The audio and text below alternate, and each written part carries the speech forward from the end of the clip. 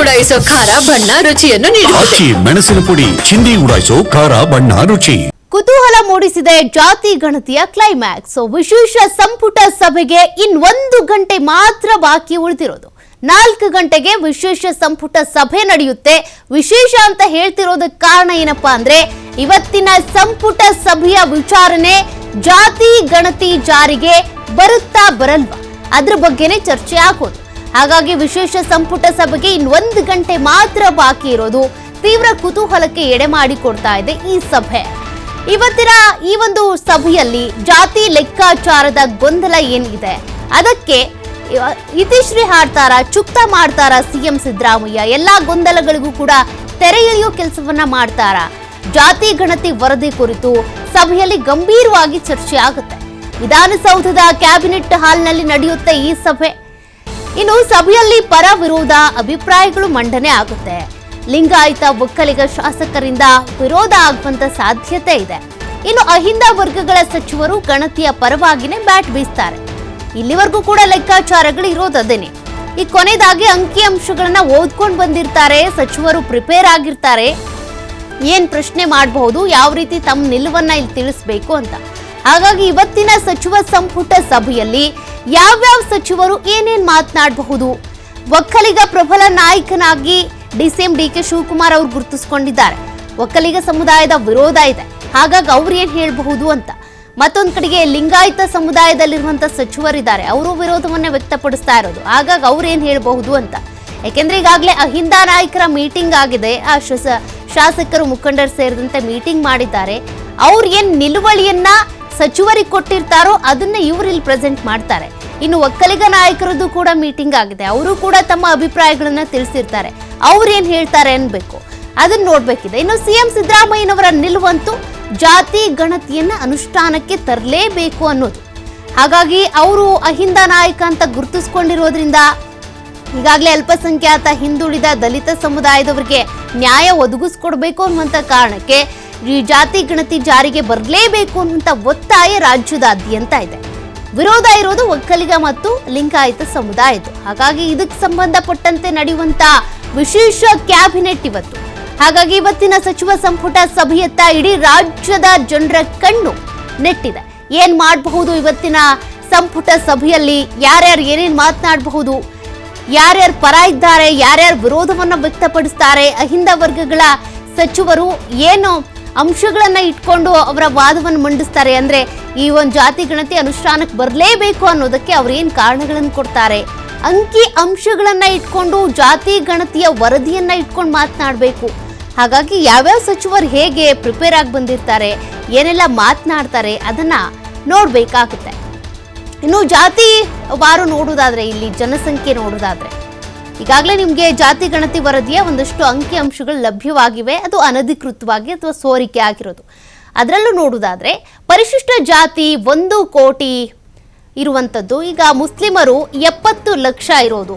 ಲಿಂಗಾಯತರ ಜನಸಂಖ್ಯೆ ನೋಡೋದಾದ್ರೆ 65 ಲಕ್ಷ, ಒಕ್ಕಲಿಗರು 60 ಲಕ್ಷ, ಕುರುಬ್ರು 45 ಲಕ್ಷ, ಪರಿಶಿಷ್ಟ ಪಂಗಡ 40.45 ಲಕ್ಷ, ಈಡಿಗರು 15 ಲಕ್ಷ, ವಿಶ್ವಕರ್ಮ 15 ಲಕ್ಷ, ಬೆಸ್ತರು 15 ಲಕ್ಷ, ಬ್ರಾಹ್ಮಣರು 14 ಲಕ್ಷ.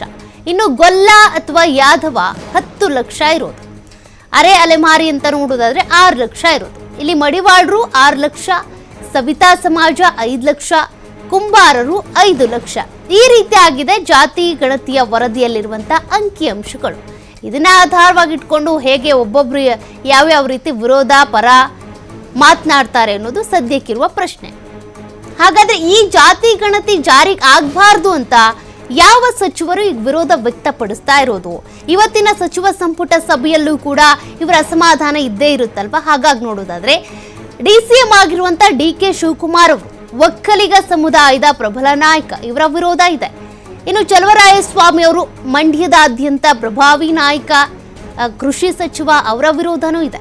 ಇನ್ನು ಎಂಬಿ ಪಾಟೀಲ್ ಕೈಗಾರಿಕಾ ಸಚಿವರು, ಈಶ್ವರ್ ಖಂಡ್ರೆ ಅರಣ್ಯ ಸಚಿವರು, ಇವರ ವಿರೋಧ ಕೂಡ ಇದೆ. ಇವರೆಲ್ಲರ ವಿರೋಧದ ಮಧ್ಯೆ ಇವತ್ತು ಕ್ಯಾಬಿನೆಟ್ನಲ್ಲಿ ಏನೆಲ್ಲ ಆಗಬಹುದು? ಶಿವಾನಂದ ಪಾಟೀಲ್ ಕೃಷಿ ಮಾರುಕಟ್ಟೆ ಸಚಿವ, ಇವರು ಕೂಡ ವಿರೋಧವನ್ನೇ ವ್ಯಕ್ತಪಡಿಸ್ತಾ ಇರೋದು. ಇನ್ನು ಶರಣ ಪ್ರಕಾಶ್ ಪಾಟೀಲ್ ಅವರು ವೈದ್ಯಕೀಯ ಶಿಕ್ಷಣ ಸಚಿವರು ಇವರದ್ದು ವಿರೋಧನೇ ಇದೆ. ಅಂದ್ರೆ ಈಗ ಈ ಜಾತಿ ಗಣತಿ ಜಾರಿಗೆ ಬರಬಾರ್ದು ಅಂತ ಯಾರ್ಯಾರು ವಿರೋಧ ವ್ಯಕ್ತಪಡಿಸ್ತಾ ಇದ್ದಾರೆ ಆ ಸಚಿವರ ಲಿಸ್ಟ್ ಅನ್ನ ನೀವು ನೋಡ್ತಾ ಇದ್ದೀರಾ. ಯಾಕೆಂದ್ರೆ ಇವತ್ತಿನ ವಿಶೇಷ ಸಂಪುಟ ಸಭೆ ಇರೋದೇ ಈ ವಿಚಾರದ ಮೇಲೆ. MC ಸುಧಾಕರ್ ಉನ್ನತ ಶಿಕ್ಷಣ ಸಚಿವರು ಇವರು ಕೂಡ ವಿರೋಧವನ್ನ ವ್ಯಕ್ತಪಡಿಸ್ತಾ ಇದ್ದಾರೆ. ಹಾಗಾದ್ರೆ ಯಾರೆಲ್ಲ ಪರವಾಗಿದ್ದಾರೆ? ಜಾತಿ ಗಣತಿ ಜಾರಿ ಆಗ್ಬೇಕಪ್ಪ, ಇದರಿಂದ ಎಲ್ಲಾ ಸಮುದಾಯಗಳಿಗೂ ಅನುಕೂಲ ಆಗುತ್ತೆ, ಅದರಲ್ಲಿರುವಂತ ಅಂಕಿಅಂಶಗಳು ಏನಿದೆ ಅನ್ನೋದಾದ್ರೂ ಜನರಿಗೆ ಗೊತ್ತಾಗ್ಲಿ, ಒತ್ತಾಯಿಸ್ತಾ ಇರೋದು ಯಾವ್ಯಾವ ಸಚಿವರು? ಇಲ್ಲಿ ನೋಡ್ತಾ ಹೋಗಿದ್ರೆ ಒಕ್ಕಲಿಗ ಮತ್ತು ಲಿಂಗಾಯತ ಈ ಸಮುದಾಯ ಬಿಟ್ಟು ಬೇರೆಯವರೆಲ್ಲರೂ ಕೂಡ ಸಪೋರ್ಟಿವ್ ಆಗೇ ಇರೋದು. ಸತೀಶ್ ಜಾರಕಿಹೊಳಿ ಲೋಕೋಪಯೋಗಿ ಸಚಿವರು ಇವರು ಕೂಡ ಜಾರಿ ಆಗ್ಲಿ, ಅದರಲ್ಲಿ ಏನಿದೆ ಅನ್ನೋದು ಫಸ್ಟ್ ಗೊತ್ತಾಗ್ಲಿ ಅನ್ನೋದು ಆಗ್ರಹ. ಇನ್ನು ಡಾಕ್ಟರ್ G ಪರಮೇಶ್ವರ್ ಗೃಹ ಸಚಿವ ಇವರು ಕೂಡ ಅಹಿಂದ ನಾಯಕನೇ. HC ಮಹದೇವಪ್ಪ ಸಮಾಜ ಕಲ್ಯಾಣ ಸಚಿವರು ಇವರು ಕೂಡ ಒತ್ತಾಯಿಸ್ತಾ ಇದ್ದಾರೆ. ಶಿವರಾಜ್ ತಂಗಡಗಿ ಹಿಂದುಳಿದ ವರ್ಗಗಳ ಸಚಿವರು ಇವರು ಕೂಡ ಜಾತಿ ಗಣತಿ ವರದಿ ಅದೇನಿದೆ ಜಾರಿಗೆ ಬರಲಿ, ಮೊದಲು ನ್ಯಾಯಯುತವಾಗಿ ಇದ್ರೆ ಇರಲಿ, ಸರಿಪಡಿಸ್ಬೇಕೇನಾದ್ರೂ ತಿದ್ದುಪಡಿ ಆಗ್ಬೇಕಂದ್ರೆ ಮಾಡೋಣ ಅನ್ನೋದು ಎಲ್ಲರ ಆಗ್ರಹ. ಇನ್ನು KH ಮುನಿಯಪ್ಪ ಆಹಾರ ಸಚಿವ, RB ತಿಮ್ಮಾಪುರ ಅಬಕಾರಿ ಸಚಿವ, ಬೈರತಿ ಸುರೇಶ್ ನಗರಾಭಿವೃದ್ಧಿ ಸಚಿವ, KJ ಜಾರ್ಜ್ ಇಂಧನ ಸಚಿವ, ಜಮೀರ್ ಅಹಮದ್ ವಸತಿ ಸಚಿವ. ಇವರಂತೂ ಅಲ್ಪಸಂಖ್ಯಾತ ಸಮುದಾಯಕ್ಕೆ ಸೇರಿರೋರು, ಅದರಲ್ಲೂ ಕೂಡ ಏಕಜಾತಿ ಅಂತ ಬಂದಾಗ ಈ ಮುಸ್ಲಿಮ್ರೇ ಹೆಚ್ಚಾಗಿರೋದು ಅನ್ನೋದು ಈ ಜಾತಿ ಗಣತಿಯಲ್ಲಿರುವಂಥ ಅಂಶ. ಇವರು ಕೂಡ ಹಾಗೇನೆ ಒತ್ತಾಯಿಸ್ತಾ ಇರೋದು. ಇನ್ನು ರಹೀಂ ಖಾನ್ ಪೌರಾಡಳಿತ ಸಚಿವರು ಇವರು ಕೂಡ ಒತ್ತಾಯಿಸ್ತಾ ಇರೋದು ಜಾತಿ ಗಣತಿ ಜಾರಿಗೆ ಬಂದ್ರೆ ಎಲ್ಲ ಸಮುದಾಯಗಳಿಗೂ ಅನುಕೂಲ ಆಗುತ್ತೆ. ನೋಡಿ, ಇಲ್ಲಿ ಬಹಳ ಪ್ರಬಲವಾಗಿ ಒತ್ತಾಯಿಸ್ತಾ ಇರೋದು ಅಂತ ಅಂದ್ರೆ ಅಹಿಂದ ಸಮುದಾಯ, ಅಲ್ಪಸಂಖ್ಯಾತ ಹಿಂದುಳಿದ ದಲಿತ ಸಮುದಾಯದವರು ಬೇಡವೇ ಬೇಡ ಅಂತೇಳಿ ಆಗ್ರಹಿಸ್ತಾ ಇರೋದು. ಅಂದ್ರೆ ಪ್ರಬಲವಾಗಿ ಗುರುತಿಸ್ಕೊಂಡಿರುವಂತ ಒಕ್ಕಲಿಗ ಮತ್ತು ಲಿಂಗಾಯತ ಸಮುದಾಯದವರು ಅವರ ವಾಯ್ಸ್ ಎಷ್ಟು ರೈಸ್ ಆಗ್ತಾ ಇದೆಯೋ ಅದೇ ಮಟ್ಟಕ್ಕೆ ಅಹಿಂದ ನಾಯಕರ ವಾಯ್ಸ್ ರೈಸ್ ಆಗುತ್ತಾ ಅದನ್ನ ನೋಡ್ಬೇಕಿದೆ. ಇನ್ನು NS ಬೋಸರಾಜು ಅವರು ಸಣ್ಣ ನೀರಾವರಿ ಸಚಿವರು ಇವರು ಕೂಡ ಜಾತಿ ಗಣತಿ ವರದಿ ಜಾರಿಗೆ ಬರಲಿ, ಅನುಷ್ಠಾನ ಆಗ್ಲಿ ಅಂತಾನೆ ಆಗ್ರಹಿಸ್ತಾ ಇರೋದು. ಅಲ್ಲಿಗೆ ಕೆಲ ಸಚಿವರು ಈ ಜಾತಿ ಗಣತಿ ಜಾರಿಗೆ ಬರಬೇಕು ಅಂತ, ಕೆಲವರು ಬರಬಾರ್ದು ಅಂತ. ಅದಕ್ಕೆ ಇವತ್ತು ಸಚಿವ ಸಂಪುಟ ಸಭೆಯಲ್ಲಿ ಇದೇ ವಿಚಾರವನ್ನ ಇಟ್ಕೊಂಡು ಚರ್ಚೆ ಮಾಡ್ತಿರೋದು. ಏನೆಲ್ಲ ಆಗಬಹುದು ಇದಕ್ಕೆ ಸಂಬಂಧಪಟ್ಟಂತೆ ಮತ್ತಷ್ಟು ಡೀಟೇಲ್ಸ್ ಕೊಡ್ತಾರೆ ಪ್ರತಿನಿಧಿ ರಾಕೇಶ್. ಈಗಾಗಲೇ ಇವತ್ತಿನ ಸಚಿವ ಸಂಪುಟ ಸಭೆ ಇರೋದೇ ಜಾತಿ ಗಣತಿ ವರದಿ ಅನುಷ್ಠಾನ ಆಗ್ಬೇಕಾ ಆಗ್ಬಾರ್ದಾ ಇದಕ್ಕೆ ಚರ್ಚೆ ಇರೋದು. ಕೆಲ ಸಚಿವರ ವಿರೋಧ, ಕೆಲ ಸಚಿವರು ಪರ ಇದ್ದಾರೆ. ಏನೆಲ್ಲ ಆಗಬಹುದು, ಕೊನೆಯಲ್ಲಿ CM ಸಿದ್ದರಾಮಯ್ಯನವರ ನಿಲುವು ಏನಾಗಬಹುದು ಅಂತ?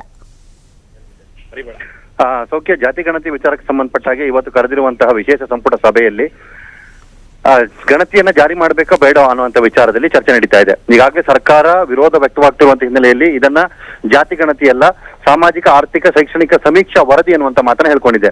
ಈ ವರದಿಯಲ್ಲಿ ಸಾಮಾಜಿಕ ಸ್ಥಿತಿಗತಿಗಳನ್ನು ಅರಿಯುವುದಕ್ಕೋಸ್ಕರ ಮಾಡಿರುವಂತಹ ಪ್ರಕ್ರಿಯೆ ಭಾಗವಾಗಿರೋದ್ರಿಂದ ಇದನ್ನು ವಿರೋಧಿಸುವ ಅವಶ್ಯಕತೆ ಇಲ್ಲ. ಜೊತೆಗೆ ಇಲ್ಲಿನ ಮಾಹಿತಿ ಎಲ್ಲೂ ಕೂಡ ಹೊರಗೆ ಬಂದಿಲ್ಲ. ಆ ನಿಟ್ಟಿನಲ್ಲಿ ಇದಕ್ಕೆ ವಿರೋಧ ವ್ಯಕ್ತಪಡಿಸುವುದು ಸರಿಯಲ್ಲ ಅನ್ನುವಂತ ಮಾತನ್ನು ಹೇಳ್ಕೊಂಡಿದೆ. ಆದ್ರೆ ಪ್ರಬಲ ಸಮುದಾಯದ ನಾಯಕರುಗಳು, ಲಿಂಗಾಯತ ಮತ್ತು ಒಕ್ಕಲಿಗ ಸಮುದಾಯ ನಾಯಕರುಗಳು ಜಾತಿವಾರು ಗಣತಿಯ ಲೆಕ್ಕಾಚಾರದನ್ನ ನೋಡಿಕೊಂಡೇ ಮುಂದಿನ ಚುನಾವಣೆಗಳು ಮತ್ತು ತಮ್ಮ ಸಮುದಾಯದ ಅಭಿವೃದ್ಧಿ ಲೆಕ್ಕಾಚಾರದಲ್ಲಿ ಮೀಸಲು ವಿಚಾರಗಳ ಸಮಸ್ಯೆ ಎದುರಾದಾಗ ಅದನ್ನ ಪರಿಗಣಿಸುವುದಕ್ಕೆ ಈ ರೀತಿಯ ಲೆಕ್ಕವನ್ನು ಕ್ರೋಢೀಕರಣ ಮಾಡಿರುವುದರಲ್ಲಿ ನಮ್ಮ ಸಮುದಾಯದ ನಿಜವಾದ ಲೆಕ್ಕಾಂಶಗಳನ್ನ ಮಾಡಿಲ್ಲ ಅನ್ನುವಂತ ಆರೋಪವನ್ನ ಮಾಡ್ತಿದ್ದಾರೆ. ಹಿಂದಿನ ಗಣತಿಯ ಪ್ರಕಾರದಲ್ಲಿ ಇದ್ದಂತಹ ಜನಸಂಖ್ಯೆಯಲ್ಲಿ ಈಗಿನ ಅಂದ್ರೆ 10 ವರ್ಷಗಳ ಅವಧಿಯಲ್ಲಿ ಸುಮಾರು ಪ್ರತಿ ಸಮುದಾಯಗಳಲ್ಲೂ 5 ರಿಂದ 10 ಲಕ್ಷ ಜನಸಂಖ್ಯೆ ಹೆಚ್ಚಳವಾಗಬೇಕಾಗುತ್ತೆ. ಆದ್ರೆ ಇಲ್ಲಿರುವ ವ್ಯವಸ್ಥೆಯೊಳಗೆ ಅಥವಾ ಈಗ ಮಾಡಿರುವಂತಹ ಲೆಕ್ಕಾಚಾರದಲ್ಲಿ ಕೇವಲ 2 ರಿಂದ 3 ಲಕ್ಷಗಳ ವ್ಯತ್ಯಾಸವನ್ನು ತೋರಿಸಲಾಗ್ತಾ ಇದೆ. ಹಾಗಾಗಿ ಇದು ನಿಖರವಾದ ಅಂಕಿಅಂಶ ಅಲ್ಲ. ಅದರ ಜೊತೆಗೆ ವೈಜ್ಞಾನಿಕವಾಗಿ ಇದನ್ನ ಮಾಡಲಾಗಿಲ್ಲ ಅನ್ನುವಂತಹ ವಿಚಾರವನ್ನು ಮುಂದಿಟ್ಟುಕೊಂಡು ಇದನ್ನು ವಿರೋಧ ಮಾಡುವ ಪ್ರಕ್ರಿಯೆಯಲ್ಲಿ ಅವರು ಕೂಡ ಇದ್ದಾರೆ. ಸೊ ಈ ಹಿನ್ನೆಲೆಯಲ್ಲಿ ಸರ್ಕಾರ 2 ಪ್ರಮುಖ ಸಮುದಾಯಗಳ ವಿರೋಧವನ್ನ ಈಗಾಗಲೇ ಎದುರಿಸ್ತಾ ಇದೆ. ಅದು ಮತ್ತಷ್ಟು ತೀವ್ರ ಪ್ರಮಾಣದಲ್ಲಿ ಆಗುವುದನ್ನು ತಡೆಯುವುದಕ್ಕೋಸ್ಕರ ಇವತ್ತಿನ ಈ ಸಂಪುಟ ಸಭೆಯಲ್ಲಿ ಅದರ ಪರಾಮರ್ಶೆ ನಡೆಸುವಂತ ಕಾರ್ಯವನ್ನ ಮಾಡಬಹುದು ಅನ್ನುವಂತ ನಿರೀಕ್ಷೆಯನ್ನ ಮಾಡಲಾಗ್ತಾ ಇದೆ. ಬಹುತೇಕ ಮಾಹಿತಿಗಳ ಪ್ರಕಾರ ಈಗ ಅಂದ್ರೆ ಈ ವರದಿನ ಜಾರಿ ಮಾಡಿದ್ರೆ ಆಗ್ಬಹುದಾದಂತ ಲಾಭ ನಷ್ಟಗಳು, ಅದರ ಪರಿಣಾಮಗಳು ಏನು ಅನ್ನೋದನ್ನ ಪರಿಶೀಲನೆ ಮಾಡಬೇಕಾಗತ್ತೆ. ಆ ನಿಟ್ಟಿನಲ್ಲಿ ಅಧ್ಯಯನ ಸಮಿತಿಯೊಂದನ್ನ ಮಾಡಿ ಕ್ಯಾಬಿನೆಟ್ ಉಪಸಂಪುಟ ಸಮಿತಿಯ ಜೊತೆಗೆ ಇದು ಕಾರ್ಯನಿರ್ವಹಿಸುವಂತೆ ಮಾಡಿ ಸಾಧಕ ಬಾಧಕಗಳನ್ನ ಚರ್ಚೆ ಮಾಡಿ ಮುಂದುವರಿಸುವಂತಹ ಅಥವಾ ಆ ಗಣತಿಯನ್ನ ನಿರ್ಧರಿಸುವಂತ ಯೋಚನೆಯನ್ನ ಮಾಡಬಹುದು ಅನ್ನುವಂಥದ್ದು ಒಂದು ಕಡೆ ಇದೆ. ಮತ್ತೊಂದು ಕಡೆ ಮುಂಬರುವಂತ ಚುನಾವಣೆಗಳನ್ನ ಅಂದ್ರೆ BBMP ಆಗಿರ್ಬೋದು, ಜಿಲ್ಲಾ ಪಂಚಾಯತ್, ಹಾಗೆ ಇತರ ಚುನಾವಣೆಗಳು ಯಾವ್ಯಾವ್ದು ಬರ್ತವೆ ಅದಕ್ಕೆ ಇದರ ಪ್ರತಿಕೂಲ ಪರಿಣಾಮ ಏನಾಗಬಹುದು ಅನ್ನೋದನ್ನು ಕೂಡ ಅರಿಬೇಕಾದಂತ ಅನಿವಾರ್ಯತೆ ಇರೋದ್ರಿಂದಾಗಿ ಆ ಬಗ್ಗೆಯೂ ಕೂಡ ಗಮನ ವಹಿಸಿ ಮುಂದಿನ ನಿರ್ಧಾರವನ್ನ ಮಾಡಬೇಕಾಗುತ್ತೆ ಅನ್ನುವಂಥದ್ರ ಬಗ್ಗೆ ಚರ್ಚೆ ನಡೀಬಹುದು. ಇವೆಲ್ಲವನ್ನ ಹೊರತುಪಡಿಸಿ ಈಗ ಮತ್ತೊಂದು ವಲಯದಲ್ಲಿ ಎದುರಿರುವಂತ ವಿರೋಧದ ಲೆಕ್ಕಾಚಾರವನ್ನು ತೆಗೆದುಕೊಂಡು ಗಣತಿಯನ್ನ ಪ್ರತಿ 10 ವರ್ಷಕ್ಕೊಮ್ಮೆ ಮಾಡಬೇಕು ಅನ್ನುವಂಥ ಲೆಕ್ಕಾಚಾರ ಇದೆ. ಕೇಂದ್ರದ ಹೊರತುಪಡಿಸಿ ರಾಜ್ಯದವರಿಗೆ ಮಾಡ್ಲಿಕ್ಕೆ ಅವಕಾಶ ಇಲ್ಲ. ಆ ಹಿನ್ನೆಲೆಯಲ್ಲಿ 10 ವರ್ಷಗಳ ಈ ಗ್ಯಾಪ್ ನಲ್ಲಿ ಆಗಿರುವಂತಹ ಔಟ್ಡೇಟೆಡ್ ವರದಿಯನ್ನ ಬಿಟ್ಟು ಮತ್ತೊಮ್ಮೆ ಸರ್ಕಾರ ನಿಜವಾಗ್ಲೂ ಗಣತಿಯನ್ನ ಮಾಡುವುದಾದ್ರೆ ಅದಕ್ಕೆ ಪೂರಕವಾದಂತಹ ವ್ಯವಸ್ಥೆಯನ್ನ ಮಾಡಿಕೊಂಡು ಕೇಂದ್ರದ ಸಹಯೋಗದೊಂದಿಗೆ ಮತ್ತೊಂದು ಸಮೀಕ್ಷೆಯನ್ನ ಮಾಡ್ಲಿ ಅನ್ನುವಂಥ ಒತ್ತಾಯವನ್ನ ಮಾಡಲಿದ್ದಾರೆ. ಸೊ ಎಲ್ಲ ವಿಚಾರಗಳನ್ನ ಪರಿಗಣಿಸಿ ಇವತ್ತು ಸರ್ಕಾರ ಸಚಿವರು ಅದರ ಬಗ್ಗೆ ಚರ್ಚೆಯನ್ನ ಮಾಡಲಿದ್ದಾರೆ. ವಿರೋಧ ಎಂದಿನಂತೆಯೂ ಇದಿರುತ್ತೆ. ಅದನ್ನ ಮುಖ್ಯಮಂತ್ರಿಗಳು ಯಾವ ರೀತಿ ನಿಭಾಯಿಸಿಕೊಂಡು ಹೋಗ್ತಾರೆ ಅನ್ನೋದಷ್ಟೇ ಈಗ ಕುತೂಹಲದ ವಿಚಾರ. ಸೌಖ್ಯ. ಓಕೆ, ಥ್ಯಾಂಕ್ ಯು ರಾಕೇಶ್ ಮಾಹಿತಿಗೆ. ನೋಡಿ, ಜಾತಿ ಗಣತಿ ವರದಿಗೆ ಸಂಬಂಧಪಟ್ಟಂತೆ ಈಗಾಗಲೇ ಸಾಕಷ್ಟು ವಿರೋಧ ಇದೆ. ಪರವಾಗಿ ಮಾತನಾಡ್ತಿದ್ದಾರೆ. ಒಬ್ಬೊಬ್ಬರೇ ಅವರವರ ಸಮುದಾಯದ ಶಾಸಕರನ್ನ ಸೇರಿಸ್ಕೊಂಡು ಮೀಟಿಂಗ್ ಮಾಡಿದ್ದಾರೆ. ಒಂದ್ ಕಡೆ ಅಹಿಂದ ಶಾಸಕರ ಮೀಟಿಂಗ್ ಆಗಿದೆ, ಮತ್ತೊಂದು ಕಡೆ ಒಕ್ಕಲಿಗ ಸಮುದಾಯದ ಮೀಟಿಂಗ್ ಆಗಿದೆ, ಮತ್ತೊಂದು ಕಡೆ ವೀರಶೈವ ಲಿಂಗಾಯತ ನಾಯಕರು ಸೇರಿದಂತೆ ಕೂಡ ಮೀಟಿಂಗ್ ಮಾಡಿದ್ದಾರೆ. ಬಟ್ ಈಗ ಒಬ್ಬೊಬ್ಬರ ನಿಲುವು ಕೂಡ ಒಂದೊಂದು ರೀತಿಯಾಗಿ ಇರೋದ್ರಿಂದ ಈಗಾಗಲೇ ಕೆಪಿಸಿಸಿ ಅಧ್ಯಕ್ಷರು DCM ಆಗಿರುವಂಥ DK ಶಿವಕುಮಾರ್ ಅವರು ಕೂಡ ಮೀಟಿಂಗ್ ಮಾಡಿದಾಗ ಅದನ್ನೇ ಹೇಳಿದ್ದಂತೆ, ನಾನು ಪಕ್ಷದ ಅಧ್ಯಕ್ಷನಾಗಿ ಈ ಒಂದು ವರದಿಯನ್ನ ಕಡಾಖಂಡಿತವಾಗಿ ತಿರಸ್ಕಾರ ಮಾಡೋದಕ್ಕಾಗಲ್ಲ. ಹಾಗಾಗಿ ನನ್ನ ಜೊತೆಗಿರುವಂಥ ನೀವು ಒಕ್ಕಲಿಗ ಸಮುದಾಯದ ಶಾಸಕರೇನಿದ್ದೀರಾ, ಸಚಿವರೇನಿದ್ದೀರಾ, ನಿಮ್ಮ ನಿಲುವನ್ನ ನೀವು ತಿಳಿಸ್ಬೇಕು. ಸಚಿವರಾಗಿ ನೀವು ನಮ್ಮ ಸಮುದಾಯದ ಪರವಾಗಿ ಅಲ್ಲಿ ಮಾತನಾಡಬೇಕಾಗತ್ತೆ, ಅಂದರೆ ಈ ಜಾತಿ ಗಣತಿ ವಿರೋಧಿ ಆಗಿ ನಡ್ಕೊಳ್ಬೇಕಾಗತ್ತೆ ಅಂತ. ಮತ್ತೊಂದು ಕಡೆ ಲಿಂಗಾಯತರದ್ದು ವಿರೋಧ ಇದೆ. ಈಗ ಅಹಿಂದ ನಾಯಕರು ಯಾವ ರೀತಿಯಾಗಿ ಅಲ್ಲಿ ವಾಯ್ಸ್ ರೈಸ್ ಮಾಡ್ತಾರೆ ಅನ್ನೋದು ಮುಖ್ಯ ಆಗುತ್ತೆ. ಯಾಕೆಂದ್ರೆ ಇವರು ಲಿಂಗಾಯತರವ್ರು ಹೇಳ್ತಾರೆ ರಕ್ತಪಾತವನ್ನೇ ಮಾಡ್ಬಿಡ್ತೀವಿ ನಾವು ಜಾತಿ ಗಣತಿ ಜಾರಿ ಆದ್ರೆ ಅಂತ. ಮತ್ತೊಂದು ಕಡೆ ಒಕ್ಕಲಿಗರು ಹೇಳ್ತಾರೆ ನಾವು ಹೋರಾಟ ಮಾಡ್ತೀವಿ ಜಾತಿ ಗಣತಿ ವರದಿ ಜಾರಿಗಾಗಬಾರ್ದು ಅಂತ. ಹಾಗಾದ್ರೆ ಮೊದಲಿಂದ ಕೂಡ ನಾವು ಅನ್ಯಾಯಕ್ಕೊಳಗಾಗಿದ್ದೀವಿ, ತುಳಿತಕ್ಕೊಳಗಾಗಿದ್ದೀವಿ, ನಮ್ಮನ್ನು ನೀವು ನೋಡ್ತಾ ಇಲ್ವಲ್ಲ ಕಣ್ಣೆತ್ತನು. ಅಲ್ಲಿಂದ ಇಲ್ಲಿವರೆಗೂ ನಾವು ಓಟ್ ಗುತ್ತಾ ಇದ್ದೀವಿ, ಓಟ್ ಒತ್ಕೊಂಡು ಬರ್ತಾ ಇದ್ದೀವಿ. ಆದರೆ ನೀವು ಮಾತ್ರ CM ಆಗ್ತೀರಾ, DCM ಆಗ್ತೀರಾ, ಶಾಸಕರಾಗ್ತೀರಾ, ಸಚಿವರಾಗ್ತೀರಾ, ಇನ್ನೊಂದು ಮತ್ತೊಂದು ಆಗ್ತೀರಾ. ಬಟ್ ನಾವು ಇದ್ದ ಜಾಗದಲ್ಲೇ ಇರಬೇಕಲ್ಲ ಮತ ಹಾಕ್ಕೊಂಡು ಅನ್ನೋದು ಅಹಿಂದ ಸಮುದಾಯದ ಅನೇಕರ ಒಂದು ವಾಯ್ಸ್. ಬಟ್ ಆ ವಾಯ್ಸು ಒಕ್ಕಲಿಗ ಮತ್ತು ಲಿಂಗಾಯತರ ವಾಯ್ಸನ್ನು ಹಿಮ್ಮೆಟ್ಟಿಸುತ್ತಾ? ಅವ್ರು ಯಾಕೀಗ ವಿರೋಧ ವ್ಯಕ್ತಪಡಿಸ್ತಿದಾರಲ್ಲ, ಆ ವಿರೋಧವನ್ನು ಕೂಡ ತಳ್ಳಿಹಾಕಿ ಜಾತಿ ಗಣತಿ ಜಾರಿಗೆ ಬರುತ್ತಾ? ಫಸ್ಟ್ ಆಫ್ ಆಲ್ ಜಾತಿ ಗಣತಿ ವರದಿಯಲ್ಲಿರುವಂಥ ಎಲ್ಲ ಅಂಕಿಅಂಶಗಳು ರಿವೀಲ್ ಆಗಬೇಕಿದೆ. ಅದಾದ ನಂತರ ನಿಜಕ್ಕೂ ಯಾವ್ಯಾವ ಜಾತಿಯ ಜನರು ಎಷ್ಟಿದ್ದಾರೆ, ಯಾವ್ಯಾವ ಸಮುದಾಯದ ಜನರು ಎಷ್ಟಿದ್ದಾರೆ ಅನ್ನೋದು ಗೊತ್ತಾಗಬೇಕಲ್ಲ. ಹಾಗಾಗಿ ಅದಕ್ಕೆ ಸಂಬಂಧಪಟ್ಟಂತೆ ಎಲ್ರಿಗೂ ಗೊತ್ತಾಗಬೇಕು ಅಂದರೆ ಇದು ಸಾರ್ವಜನಿಕರ ಚರ್ಚೆಗೆ ಒಳಪಡಬೇಕು ಅನ್ನೋದು ಕೂಡ ಕೆಲವರ ಒತ್ತಾಯ. ಆಗ ಗೊತ್ತಾಗುತ್ತೆ ಅವ್ರ ಮನೆಗೆ ಬಂದಿದ್ರೋ ಇಲ್ವೋ, ಜಾತಿ ಗಣತಿ ಮಾಡಿದ್ರೋ ಇಲ್ವೋ, ಇದು ಪಾರದರ್ಶಕವಾಗಿದೆಯೋ ಇಲ್ವೋ, ವೈಜ್ಞಾನಿಕವಾಗಿದೆಯೋ ಇಲ್ವೋ, ಅದು ಗೊತ್ತಾಗಬೇಕಲ್ಲ. ಕೆಲವ್ರದ್ದು ಒತ್ತಾಯ ಇರೋದೇ ಅದು. 2015ರಲ್ಲಿ ಮಾಡಿರುವಂಥ ಜಾತಿ ಗಣತಿ ವರದಿ ಇದು. ನೀವು ಮನೆಗೆ ಹೋಗಿಲ್ಲ, ಎಲ್ಲೋ ಮೂಲೆಯಲ್ಲಿ ಕುತ್ಕೊಂಡು ಬರ್ತಿದ್ದೀರಾ ಅಂತ. ಇನ್ನು ಕೆಲವ್ರು ಹೇಳ್ತಾ ಇದ್ದಾರೆ, ಇಲ್ಲ ನಮ್ಮ ಸಮುದಾಯದಲ್ಲಿ ಇರೋ ರೀತಿನೇ ಜನಸಂಖ್ಯೆ ಇರೋದಿದು, ನಮಗೆ ಮೀಸಲಾತಿ ಕೊಡಬೇಕಾಗುತ್ತೆ ಅನ್ನುವಂಥ ಕಾರಣಕ್ಕೆ ಅಹಿಂದ ಸಮುದಾಯವನ್ನು ಹಿಮ್ಮೆಟ್ಟಿಸೋ ಕೆಲಸವನ್ನು ನೀವು ಮಾಡ್ತಿದ್ದೀರಾ ಅಂತ. ಹಾಗಾಗಿ ನಿಜ ಏನು ಅನ್ನೋದು ಗೊತ್ತಾಗಬೇಕಲ್ಲ. ಈ ಜಾತಿ ಗಣತಿ ವರದಿಯಲ್ಲಿರುವಂಥ ಎಲ್ಲ ಅಂಕಿ ಅಂಶಗಳನ್ನು ಪ್ರಕಟ ಮಾಡಿದರೆ ಅದ್ರ ನಂತರ ಗೊತ್ತಾಗುತ್ತೆ.